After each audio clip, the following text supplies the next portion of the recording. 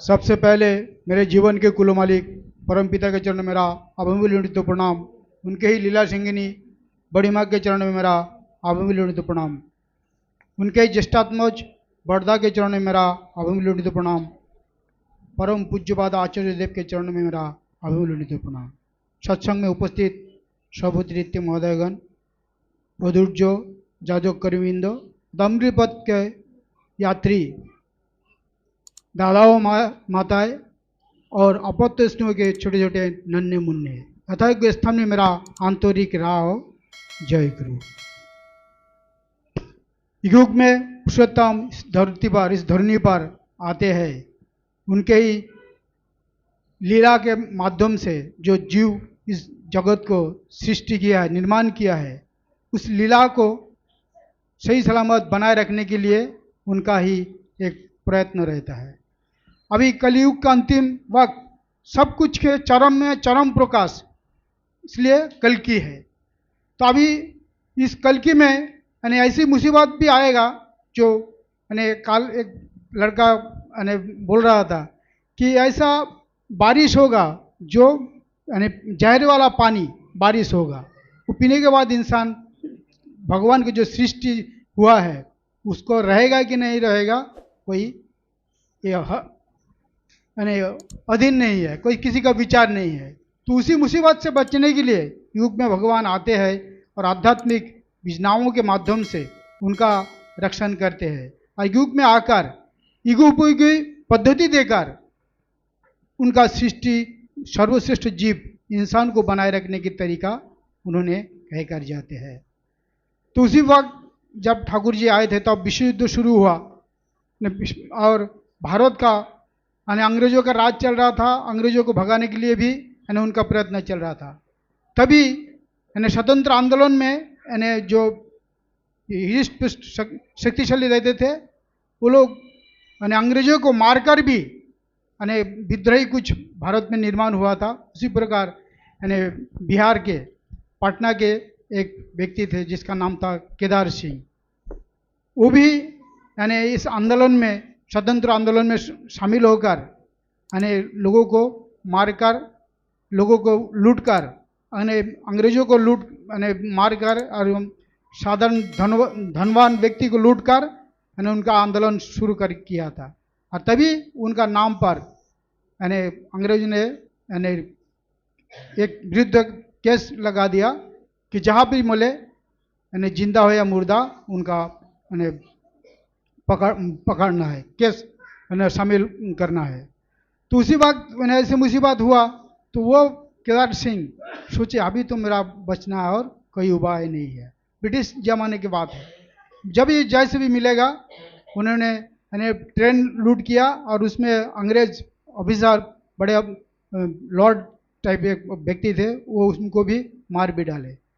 तब कोलकाता में बिहार को छोड़कर, पटना से छोड़कर बचने के हिसाब से सीधा कोलकाता पहुंच गया और वहाँ पर जाकर यानी पागल हो गया, मैं कैसे बचूंगा, कैसे बचूंगा। तब एक भक्त के पास यानी ठाकुर जी के भक्त के पास आह्वान मिला, तुम अगर ठाकुर जी का दीक्षा लोगे तो तुम निश्चित बच जाओगे। ये बात सुनकर उन्होंने तुरंत ऋतिक से दीक्षा लिया और सीधा उनका नाम पे वारंट निकल गया, यानी कहीं भी किसी भी हालत में उनको पकड़ना है। तब उन्होंने अपना घर, बिहार में घर में पहुँचे। घर में पहुँचने के बाद पूरे यानी खबर मिला कि ये केदार सिंह घर पहुँचा तो उनके पूरा चारों तरफ से पुलिस घेर लिया। घेरने के बाद तो वो तो सोचा अभी तो मैं ठाकुर जी का दीक्षा लिया और पूरा पुलिस घेर लिए, अभी तो मेरा कोई बचने का उपाय नहीं है। तो उन्होंने, पुलिस लोग सब जैसे घर में पहुँचे, उन्होंने आदरापन से उनका स्वागत किया और उनकी पत्नी को बोले तुम हलवा बनाओ और पूरी बनाओ। ये देखकर वो पुलिस लोग एकदम अबक हो गए, अरे हम लोग इनको पकड़ने आए और हम लोगों के लिए हलवा और पूरी का बंदोबस्त किया। और उन लोगों के मैंने भोर के टाइम में उनको मैंने घर में मिलेगा करके पूछा, सुबह नाश्ता भी नहीं किया।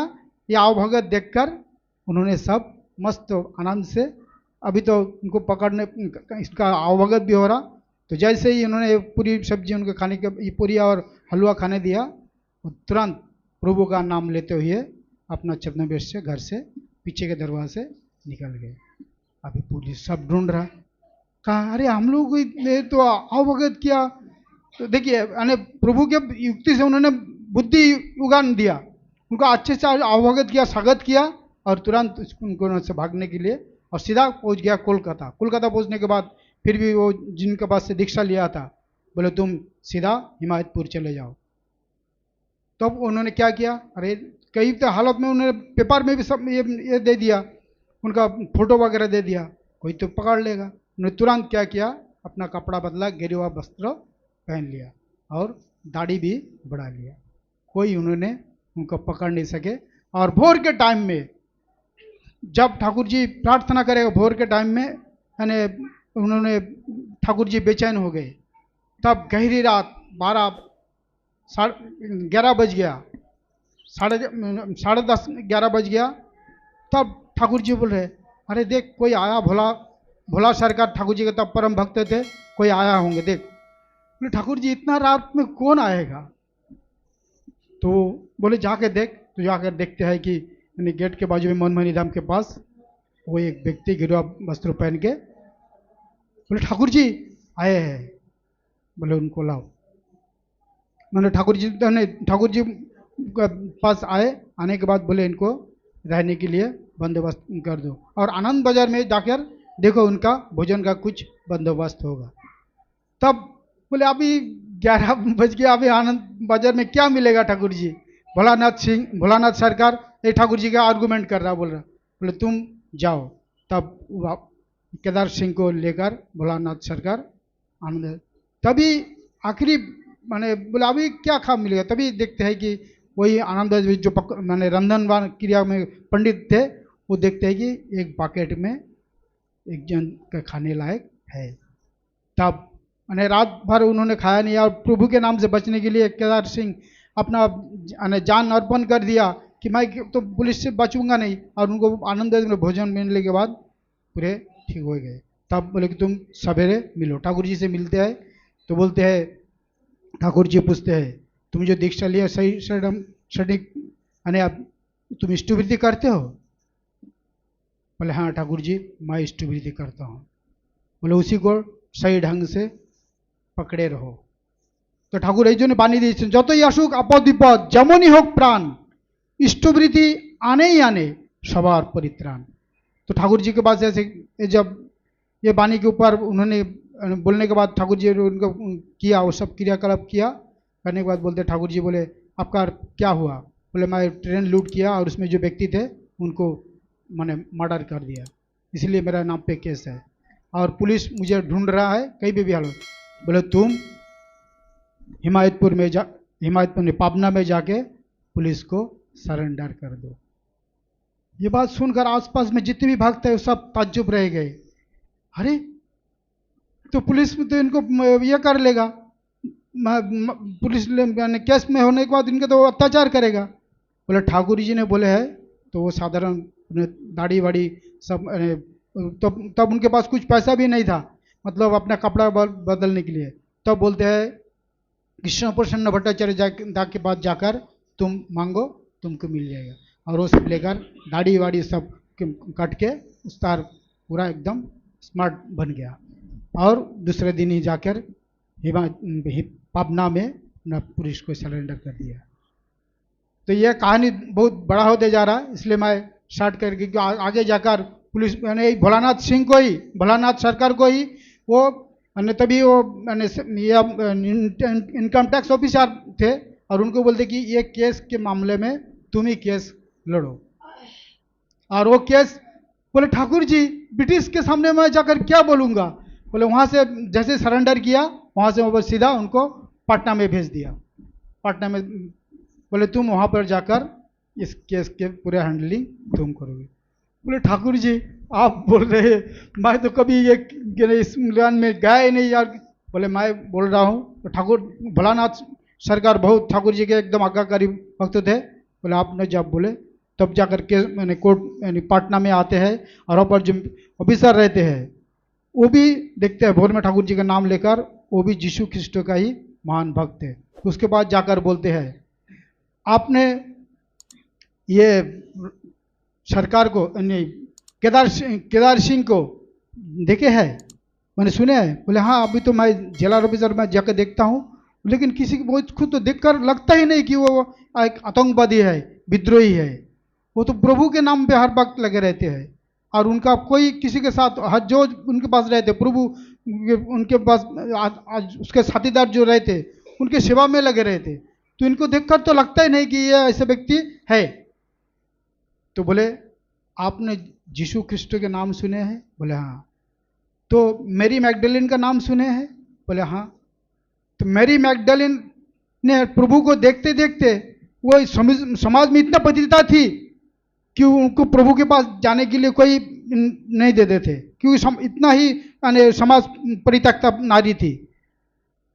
तो मेरी मैगडलिन ने प्रभु का शरण में आकर पूरा परिवर्तन हो गए।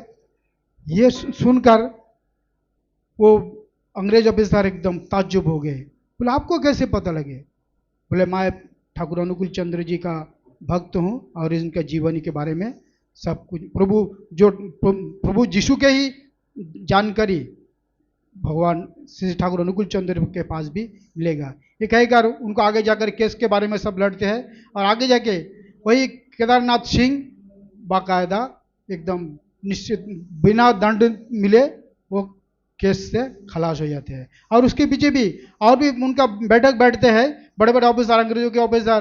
तो उन्होंने तभी भोलानाथ सरकार बोलते हैं आपने माने अपने ये जो बुराई केसों के बारे में आप सोचते हैं, तो वो चिंतन आप लोगों के मन में होता कि नहीं? बोले ये तो होता ही रहता। तो बोले हाँ, उसी प्रकार मैं जब ऑफिसर ने कैश गिनता था, गिनती करता था, तब एक रमोनी, सुंदर रमोनी आकर वो कैश गिन रहा था, और उसी वक्त उनका देखकर मैं मोहित हो गया था। ये सब चिंतन परिवर्तन के लिए आपको प्रभु का शरण लेना पड़ता है। तो ये कहकर आखिर जाकर केदारनाथ सिंह का पूरे ठाकुर के शरण में आने के बाद पूरे माने बिना दंड पाए केस से मुकुब हो जाता और आलीशान जिंदगी जीते हैं। और आगे जाकर ठाकुर जी के पास शरण आकर वो सभापति ऋतिक बन जाते हैं। ठाकुर जी के बहुत से प्रभाव पाटना में भी अभी सत्संग विहार है। उसी प्रकार ठाकुर जी के पास आकर जो दंडित व्यक्ति, पापी व्यक्ति भी आकर उद्धार होकर, पाप मुक्त होकर समाज के परित्राण कर सकते हैं, और सेवा के माध्यम से ही सब लोगों के मन जय कर सकते हैं। इनका ही उदाहरण केदारनाथ सिंह है। एक कहकर मैं अपना दो शब्द यही अंत करता हूँ।